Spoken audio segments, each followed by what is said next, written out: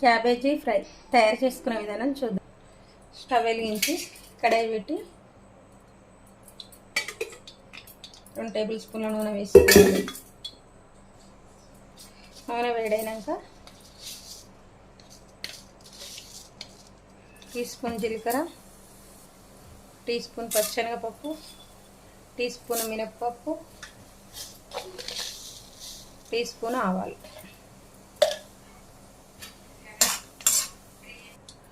జీలకర్ర, ఆవాలు, పచ్చెనగపప్పు, అన్నీ మినప్పప్పు గినేగినాయి కదా తుంచుకొని 3 ఎండుమిర్చి,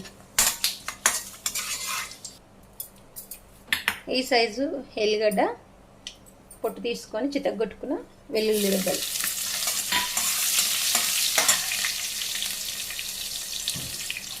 కరివేపాకు ఒక 3 రెమ్మలు,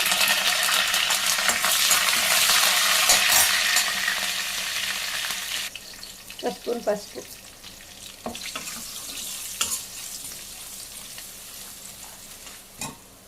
ఇప్పుడు ఒక క్యాబేజీ సన్నగా కట్ చేసి పెట్టుకున్న క్యాబేజీ తురుము,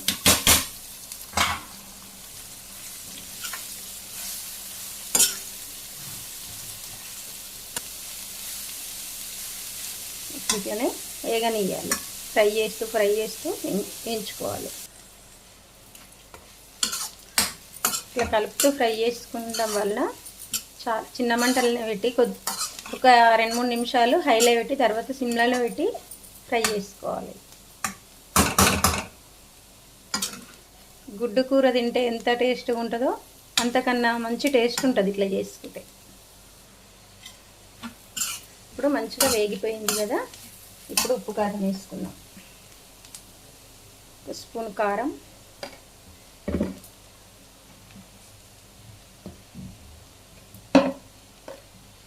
1 స్పూన్ ఉప్పు, 1 స్పూన్ ధనియాల పొడి. ఇంతే ఇందులో వేసేటి.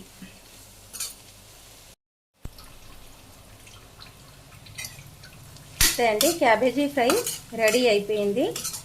చాలా సూపర్గా ఉంటుంది. ఒకసారి ట్రై చేసి చూడండి. ఇది పప్పు అంచుకు చేసుకొని తింటే ఉట్టిగా తిన్న వేడివేడి అన్నంగా సూపర్ టేస్ట్గా ఉంటుంది. కొత్తిమీర జల్లి స్టవ్ ఆఫ్ చేసుకుందాం.